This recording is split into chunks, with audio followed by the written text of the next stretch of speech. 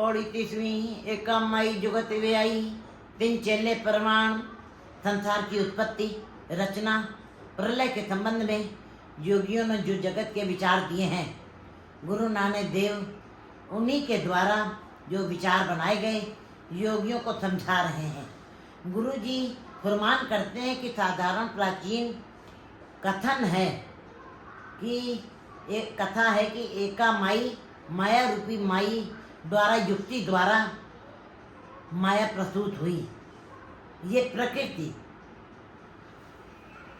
बनी, तीन चेले प्रमाण, और उस माया रूपी स्त्री ने तीन को चेलों को जन्म दिया, जो 33 करोड़ देवताओं के सिरमौर देवता कहलाए, महान देवता कहलाए, जिनके साथ नाम जोड़ा गया ब्रह्मा, विष्णु, महेश। ब्रह्मा संसार की उत्पत्ति करने वाला, विष्णु पालन पोषण करने वाला, और शंकर प्रलय करने वाला। यहाँ तक का विचार जगत का है, योगियों का है। धार्मिक पुस्तकों में ऐसा विवरण बताया गया। ये विवरण, ये विचार संसार की है। इस विचार को गुरु मुख्य रखकर फिर गुरु जी अपना विचार, अपना ख्याल योगियों के सामने रखते हैं। गुरु जी कहते हैं कि योगियों को इतनी बात पकड़ में आ गई है कि शक्तियाँ 3 हैं और क्रिया भी सिर्फ 3 तरह की हो रही है। जीव जन्म ले रहे हैं, जीव टिक रहे हैं, जीव मिट रहे हैं। इस प्रकार पशु पक्षी सभी पर जीना, मरना और मिट जाना सब पर लागू हो रहा है। 3 चेले योगियों के मतानुसार भी मान्य हुए। दरअसल तीनों की ही गणना लगभग सभी विद्वानों ने प्रकृति के संबंध में की है। जैसा कि प्रकृति के गुण भी 3 है, रजो, सतो, तमो गुण। शरीर भी 3 से ही जुड़ा हुआ है। शरीर जो प्रगट रूप है, मन जो विचारों का समूह है, सूक्ष्म शरीर आत्मा है। इसका मतलब शरीर के भी 3 रूप हैं। शरीर 3 चीज का जोड़ है। शरीर जो प्रगट रूप दिखाई दे रहा है, स्थूल रूप, मन जो विचारों का समूह है, और सूक्ष्म शरीर आत्मा जो सभी के अंदर है। मन तो सभी के अलग अलग हैं, परंतु आत्मा सभी जीवों की एक है। मन तो सभी के अलग अलग होते हैं। काल भी 3 है, भूतकाल, वर्तमान काल, भविष्य काल। जगत में क्रियाएं भी 3 हैं, जागृति, सौंदर्य और कुद्र। इस प्रकार संसार में भी क्रिया 3 ही हो रही है। जीव जन्म ले रहे हैं, जीव टिक रहे हैं, जीव मर रहे हैं। फिर इन 3 शक्तियों के नाम भी दिए गए हैं, ब्रह्मा, विष्णु, महेश। गुरु जी कहते हैं इसमें ब्रह्मा को संसारी होने का नाम दिया गया है, केवल रचना ही की है। जो रचना करने वाला है वो पालनहार नहीं है। विष्णु रचना करने वाला नहीं है, वो केवल पालनहार है। और प्रलय केवल शंकर ही कर सकता है। इसका मतलब यह कि तीनों ही अधूरे हैं अपने में। गुरु नानक देव जी कहते हैं कि नहीं, सच्चाई तो ये है, हकीकत तो ये है कि जहाँ से उत्पत्ति हो रही है, पालना भी वही कर रहा है, पोषण भी वही कर रहा है। जितने पालन पोषण हो रहा है, नाश भी उसी के हो रहा है। मगर प्रश्न यहाँ पर महाराज ये खड़ा कर रहे हैं कि जिससे उत्पत्ति हो रही है, मौत भी उसी से हो रही है। और ये बात ज़्यादा समझ में नहीं आती, क्योंकि जो बनाएगा वो मारेगा क्यों, वो मिटाएगा क्यों? जिसने मिटाना है तो पालन पोषण क्यों करेगा? इस बात को गुरुवाणी में बहुत ही सुंदर ढंग से गुरु नानक देव जी ने समझाया है। और जो ये बनाना, मिटाना, ये परमात्मा को कोई मुद्दा नहीं है, ये उसका कोई मकसद नहीं है, ये उसने अपना कोई उद्देश्य नहीं बनाया है, बल्कि ये बनाना, मिटाना उसका एक खेल है। जिस काम के पीछे कोई मकसद होता है, अगर उस तक वो नहीं पहुंच पाता या उस कार्य को पूरा नहीं कर पाता है, तो उसको तनाव पैदा होता है। तनाव होता है, डिप्रेशन होता है, टेंशन होती है। जैसे कोई मनुष्य किसी काम को अपने मकसद से जोड़ करके करता है, अधूरा होने पर उसमें के अंदर तनाव पैदा हो जाता है, मायूसी घेर लेती है, उपरामता आ जाती है। परमात्मा ये एक खेल, परमात्मा ने ये एक खेल बनाया है, तमाशा बनाया है। बाजीगर जैसे बाजी पाई, नाना रूप पेख दिखलाई, सुवांग उतार संग पसरो पासारा, तब एक के कौन कारा।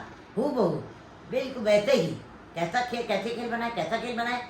जैसे बच्चों को हम देखते हैं नदी के किनारे, जिनके पास गीली गीली बालू उपलब्ध होती है, अनेकों प्रकार से छोटे छोटे घरौंदे बनाते रहते हैं, खुशी से बनाते रहते सुबेरे से शाम तक उसी के अंदर खेलते हैं, घरों को बनाते हैं बहुत सुंदर तरीके से। लेकिन जैसे ही शाम हो जाती है, बच्चे उन घरों को जिनको सुंदर ढंग से बनाया हुआ है, उनको ही अपने ही हाथों से बिल्कुल तोड़ के गिरा करके चले जाते हैं। ना उनको बनाने की खुशी थी और ना उनको गिराने का गम था। वो तो केवल खेल था बच्चों का। बिल्कुल ऐसा ही संसार परमात्मा ने बनाया है। परमात्मा ने खेल बनाया, उसका कोई मुद्दा नहीं है, उसका कोई मकसद नहीं है। उसने भी खेल बनाया, बच्चों जैसा खेल, न बनाने की खुशी और न मिटाने का गम। लेकिन कभी उन बच्चों के चेहरों पर कभी शिकन नहीं आई तो गिराते समय, और कभी खुशी नहीं हुई बनाते समय।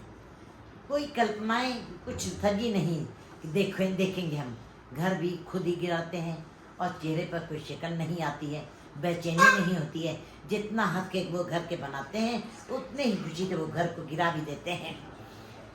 गुरु जी भी इसी प्रकार परमात्मा में जो आना जाना ये खेल बनाया, आवन जाने खेल माया बनाया, आज्ञाकारी कीनी माया। उस परमात्मा को कोई मकसद नहीं है, मगर बनाए जा रहा है, मिटाए जा रहा है। इसीलिए परमात्मा की दुनिया में कोई तनाव नहीं है, खिंचाव नहीं है। वो जहाँ है अपने स्थान पर, यहाँ है प्रसन्न है, आनंद है, खुशी है, वहाँ है खुशी है। गुरु गोविंद सिंह जी भी कहते हैं, मैं हूँ परम पुरख को दाता, देखन आयो जगत तमाशा। गुरु गोविंद सिंह जी भी कह रहे हैं कि मैं तमाशा देखने के लिए आया हूँ, मैं तमाशा बनने के लिए नहीं आया हूँ।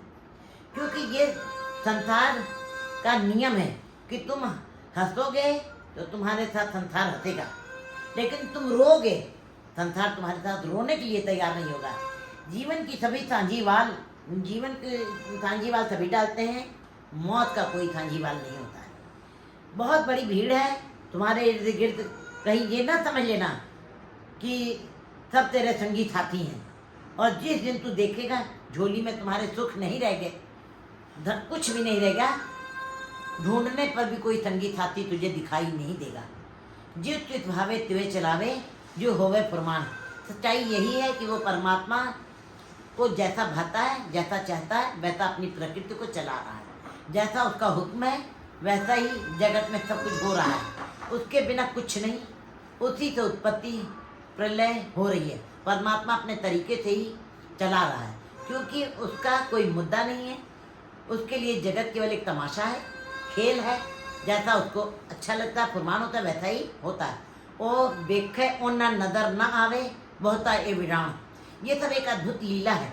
ये परमात्मा सभी को देखता है, मगर सभी जीवों को परमात्मा दिखाई नहीं देता।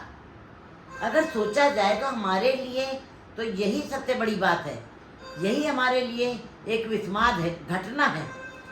मान लीजिए कि परमात्मा सबको देख रहा है और हम सब अनंत जीव, हम उसको नहीं देख सकते। हमारे अंदर इतनी समर्था नहीं है ही नहीं कि हम इन्हीं खुली आंखों से, इन दोनों अपनी खुली आंखों से उसको देख सकें।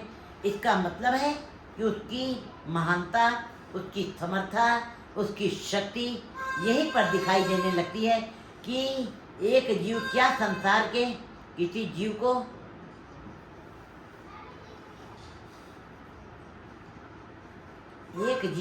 संसार के किसी जीव की निगाह में परमात्मा नहीं।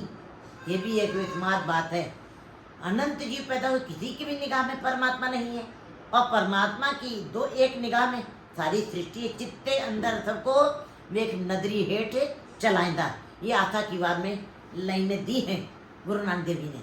आदेश थे आदेश, आद अनिल अनादि अनाहत, जुग जुग को वे नमस्कार है, जय जयकार है, प्रणाम है उसको। किसको? जो जगत का आरंभ है, मूल है, जिसका अपनी कोई अंत नहीं है, उसके अपने अंत का, उसको अंत का पता तक नहीं है। वो धब्बों से रहित है, कालक से अलग है, वो नाश रहित है, उसकी मौत नहीं होती, जिसका कोई वेश नहीं है, युगों युगों से जो एक ही है, उसी के आगे प्रणाम करना चाहिए, वो नमस्कार करनी होगी, उसकी जय जयकार करनी चाहिए, उसी के आगे प्रणाम करना चाहिए। वाहिगुरु जी का खालसा, वाहिगुरु जी।